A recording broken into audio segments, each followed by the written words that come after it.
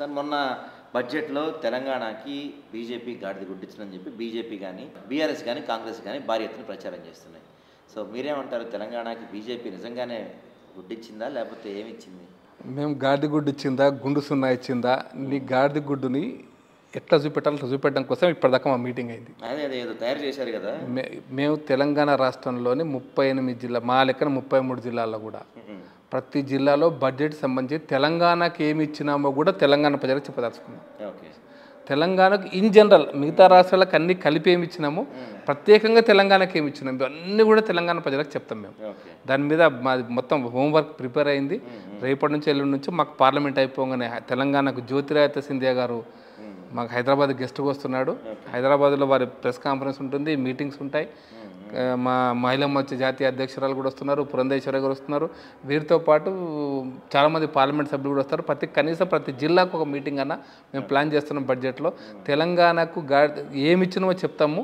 అప్పుడు తలకాయ ఏడబెట్టుకుంటారు ఈ గాడిద గుడ్డు మాట్లాడే వాళ్ళు. ఆ తలకాయ ఏడబెట్టుకోవాలని అలా పెట్టిపిస్తాం వాళ్ళ తలకాయని. అంటే మాట్లాడడం చాలా ఈజీ. నేను ఒక్క లెక్క చెప్తా. తెలంగాణ రాష్ట్రానికి ఈ సంవత్సరం నీ కాలంలో 150 కోట్లు ఇచ్చారు, మీ యూపీఏ కాలంలో, ఇవి 2014లో. ఈ సంవత్సరం తెలంగాణ రాష్ట్రానికి 5,500 కోట్ల రూపాయలు రైల్వే బడ్జెట్ ఇచ్చారు. రైల్వేల యొక్క అభివృద్ధి కోసం బడ్జెట్ ఇచ్చారు. ఈ చిన్న బడ్జెట్ ఇది. మీరు ఒకవేళ ప్రపోర్షనేట్గా మనీ వాల్యుయేషన్ క్యాలిక్యులేట్ చేసుకుంటే కూడా 600 కోట్లు 700 కోట్లు కావాలి అప్పటికిప్పటికి. అంటే మీ కాలం 150 కోట్లు ఇస్తే దాన్ని ప్రపోర్షనేట్గా ఇప్పటి బడ్జెట్ అంటే 15 లక్షల బడ్జెట్ 3 అంతలు పెరిగింది. బడ్జెట్ సైజు పెరిగింది. 3 అంతల సైజు పెరిగినట్టు దాన్ని కౌంట్ చేసుకుంటే 400 పెరిగింది అనుకుందాము లెక్క ప్రకారం. అయినా కూడా 150 కోట్ల నుంచి 600 కోట్లు అవుతుంది. మేము ఇస్తుంది ఇప్పుడు 5,500 కోట్లు. ఎక్కడ పొంతనెక్కడ మీరు లెక్క చెప్పండి. రైల్వేస్కి నేను ఒక్క డిపార్ట్మెంట్ నేషనల్ హైవేస్కి మీరు చూస్తున్నారు. మొత్తం తెలంగాణలో నేషనల్ హైవేస్ ఎన్ని తయారవుతున్నాయి. ఒక్క రీజనల్ రింగ్ రోడ్కి శాంక్షన్డ్ బడ్జెట్ అది ఈ సంవత్సరం ఎన్ని ఖర్చు పెడతారు అనేది ఈ ప్రభుత్వం మీద ఆధారపడింది, మా మీద ఆధారపడలేదు. ఒకవేళ ఈ ప్రభుత్వమే కనుక భూసేకరణ కంప్లీట్ చేసి టెండర్ ప్రాసెస్ కూడా రెడీగా ఉన్నాం. రేవంత్ రెడ్డి గారు మెట్రో ఫేజ్ 2 కోసం డబ్బులు ఇవ్వలేదు, రీజనల్ రింగ్ రోడ్ కోసం డబ్బులు ఇవ్వలేదు, మూసీ పునరుద్ధరణ కోసం డబ్బులు ఇవ్వలేదు, 4 సిటీ కట్టుకుంటామని డబ్బులు ఇవ్వలేదు అని చెప్తున్నారు. రేవంత్ రెడ్డి ఒక ముఖ్యమంత్రి, ఒక గల్లీ లీడర్ నాకు అర్థం కాలేదు. గల్లీ లీడర్ ముఖ్యమంత్రి నాకు అర్థం కాలేదు. పార్లమెంట్ సభ్యుడిగా పనిచేసిన వ్యక్తి. బడ్జెట్లో అలొకేషన్స్ ఎట్లుంటాయో కనీస పరిజ్ఞానం వాళ్ళకు ఉండి తీరాలి. బడ్జెట్ ప్రవేశపెట్టిన రోజు తెలంగాణ రాష్ట్రంలో కూడా మీ మంత్రి బడ్జెట్ చదువుతాడు, ఒక 20 పేజీల పుస్తకం చదువుతాడు, వదిలిపెడతాడు. ఆ తర్వాత ఒక వారం 10 రోజులకి ఎమ్మెల్యేలకి నిన్న కట్టలు ఇస్తారు కదా. దేనికి వేసుకెళ్ళాల్సింది? నువ్వు వారం రోజు ఓపిక లేకుండా ఇష్టం వచ్చినట్టు మాట్లాడమా? ఎంత ఓపిక లేదు నీకు? నువ్వు ఎంపీగా పనిచేసినావు కదా. నీకు ఇప్పుడు స్టాండింగ్ కమిటీ రేపు 13వ తారీఖు తర్వాత స్టాండింగ్ కమిటీ మీటింగ్స్ ఉంటాయి. స్టాండింగ్ కమిటీ మీటింగ్లో ప్రతి డిపార్ట్మెంట్కు సపోజ్ సివిల్ ఏవియేషన్ ఉంది, 120 ఉడాన్ ఎయిర్పోర్ట్స్ కడుతున్నారు. దాంట్లో మన ప్రపోజల్స్లో వరంగల్ ఒకటి ఉంది, ఆదిలాబాద్ కూడా ఒకటి ఉంది. ఆదిలాబాద్ గోదావరి కను లేదా భద్రాచలం. దీనికి భూసేకరణ మిగతా ఉంటాయి. మొత్తం దేశం 120 కడుతున్నప్పుడు తెలంగాణకు రావా? కామన్ సెన్స్ ఉపయోగించాలి. అందుకోసం జాతీయ రహదారులు తెలంగాణకు రావా? నేను చెప్పి రైల్వే ఎగ్జాంపుల్ చెప్పిన. నేను రేపటి నుంచి అన్ని బట్టలు ఇప్పుతాం. నేను ఆ భాష ఉపయోగించడం మంచిదా మీడియా ముందు కాదు. నీ బట్టలు ఇప్పుతాం. మీకు తెలంగాణకి ఏమి ఇచ్చినో చూపిస్తాం, ఏమి ఇచ్చినో చూపిస్తాం కదా. అందుకోసం మీరు మాట్లాడేటప్పుడు ఒక సీనియర్ నాయకులు గౌరవప్రదంగా ఉన్నప్పుడు మీరు గౌరవప్రదమైనటువంటి క్రిటిసిజం ఉండాలి. తప్పకుండా మీరు ప్రతిపక్షం ఉన్నారు కాబట్టి ఇది రావాల్సిందే అని చెప్పాలా. మేము నీకు చెప్తున్న ఎంఎంటీఎస్ విషయంలో కూడా మీరు అప్పుడు కేసీఆర్ ప్రభుత్వం ఇవ్వాల్సిన కాంట్రిబ్యూషన్ ఇవ్వాలి. ఎందుకంటే రాష్ట్ర ప్రభుత్వానికి రైల్వేకి మధ్య ఒప్పందం ప్రకారం ఎంత డబ్బులు ఇవ్వాలి, అంత డబ్బులు ఇవ్వలేదు. ఎంఎంటీసీకి ఇప్పుడు ఏదైతే ఎంఎంటీసీ వీళ్ళు ప్రపోజల్ పెట్టారో ఇక్కడ నుంచి మన బస్ డిపో దగ్గర నుంచి ఇమ్లిబన్ బస్ డిపో నుంచి మహాత్మా గాంధీ బస్ డిపో నుంచి ఫలక్నామా దాకా ఇది పాత ప్రోగ్రామ్, ఇది కొత్త ప్రోగ్రామ్ కాదు. ఇది కేసీఆర్ ప్రభుత్వంలో ఆగిపోయిన కార్యక్రమం. కేసీఆర్ ప్రభుత్వంలో 10% బడ్జెట్ అయితే మొత్తం దాంట్లో జరిగినటువంటి ఇది ఎలాంటిదే కదా.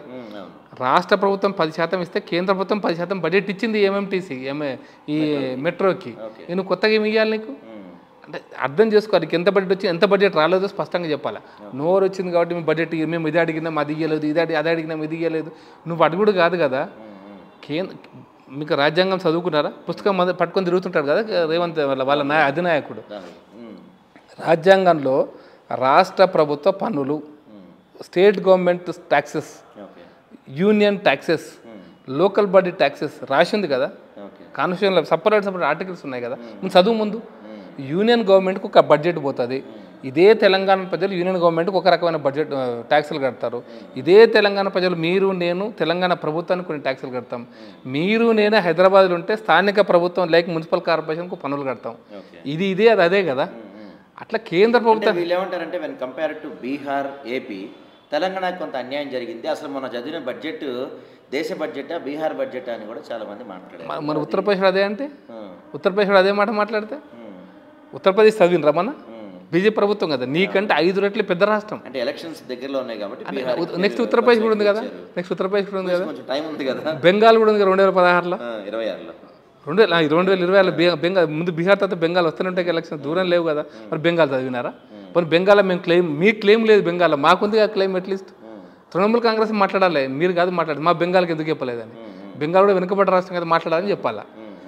అది కదా చర్చ. నీవు ఇక్కడ హైదరాబాద్ నగరం ఒక రకంగా పారిశ్రామికంగా అభివృద్ధి చెందినట్టు నగరం ఇది. తెలంగాణ ప్రజలు నేషనల్ జీడిపిలో కావచ్చు, నేషనల్ పర్ క్యాపిటల్ ఇన్కంలో కూడా అబోవ్ యావరేజ్ ఉన్నటువంటి రాష్ట్రం ఇది. అనేక చారిత్రక కారణాలు ఉన్నాయి దీనికి. దీంట్లో ఒరిస్సా మనకంటే పర్ క్యాపిటల్ ఇన్కమ్ తక్కువ, జార్ఖండ్ మనకంటే పర్ క్యాపిటల్ ఇన్కమ్ తక్కువ, బెంగాల్ మనకంటే పర్ క్యాపిటల్ ఇన్కమ్ తక్కువ, బీహార్ ఇటువంటి రాష్ట్రాల అభివృద్ధి ఇవ్వద్దా? ఇదొక అంశం. రెండోది ఈశాన్య భారతంలో సెన్సిటివిటీ ఉంది. అది భారతదేశం సరిహద్దులు ఉన్న ప్లేస్. మణిపూర్ ఒకటే కాదు, అరుణాచల్ ప్రదేశ్ కూడా సరిహద్దు ప్రాంతమే కదా. అక్కడ చైనా వచ్చే విదేశీ ఇష్యూస్, త్రిపుర లాంటి ప్రాంతాలు కూడా విదేశాల నుంచి వచ్చిన సరిహద్దులను కాపాడుతూ వాళ్ళకు కొంత డెవలప్మెంట్ జరగాలి. ఇప్పుడు ఈ రోజు వరకు నీకు పూర్తి ఈశాన్య భారతంలో నీకు ఏం జరిగింది? ఒక కాలేజీలు చక్కగా లేవు, అక్కడ హాస్పిటల్ చక్కగా లేవు. ఏం చేయాలి వాళ్ళు భారతదేశంలో ఉండకపోవంటే ఏం చేస్తావు నువ్వు పొలిటికల్గా ఏమన్నా తప్పనన్నా రైట్ అనాలన్నా? అందుకోసం అభివృద్ధి చెందని రాష్ట్రాలకు కొంత అదనపు బడ్జెట్ ఇస్తూనే అభివృద్ధి చెందిన రాష్ట్రాలకు మరింత వేగంగా అభివృద్ధి చెందడం కోసం ఒక ప్రణాళికలు ఉంటాయి. This is the procedure. ఇప్పుడు ఒక ఇంట్లో ఒకరు మంచిగా ఉంటే మంచోనికి బాగా అభివృద్ధి చెందుతున్నకి ఏమి ఇవ్వాలి, బలహీనుడికి ఏమి ఇవ్వాలి, రెండు వేరే వేరే ఉంటాయి అవి. అలా ఆ రకంగానే సెంట్రల్ గవర్నమెంట్ బడ్జెట్ ఉంటుంది.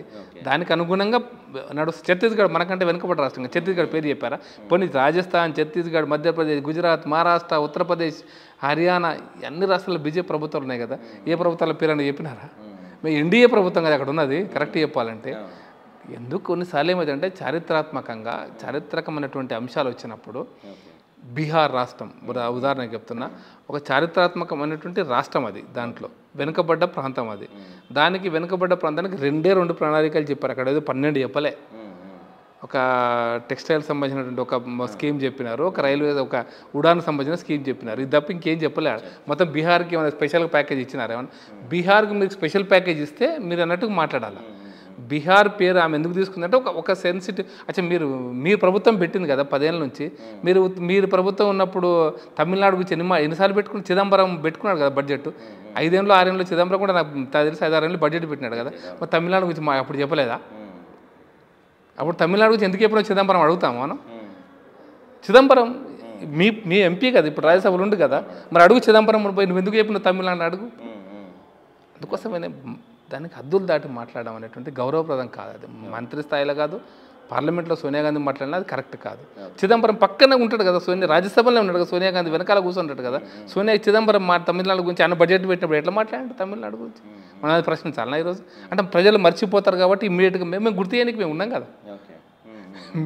నువ్వు మర్చిపోతే నువ్వు మరిపిస్తే మేము గుర్తు చేయడానికి మేము ఉన్నాం కదా. గుర్తు చేస్తున్నాం, బరాబర్ మీ ద్వారా గుర్తు చేస్తున్నాం. చిదంబరం బడ్జెట్ పెట్టినప్పుడు పుస్తకాలది ఆ బుక్లలో ఎన్నిసార్లు తమిళనాడు గురించి మాట్లాడతీ సింపుల్ కదా. అయితే తమిళనాడు సునామీ వచ్చింది. సునామీ వచ్చినప్పుడు వాజ్పేయి గారి ప్రభుత్వం ఉండే. సునామీ వచ్చినప్పుడు అక్కడ ప్రజలను ఆదుకోవద్దా? గుజరాత్లో ఎర్త్క్వేక్ వస్తుంది, ఆదుకోవద్దా? బీహార్లో ఇంకో సమస్య ఉంటుంది, ఆదుకోవద్దా? These are issues. అందుకోసం అర్థం చేసుకునే ప్రయత్నం చేయాలి, అర్థం చేసుకునేటువంటి అది ఉండాలి.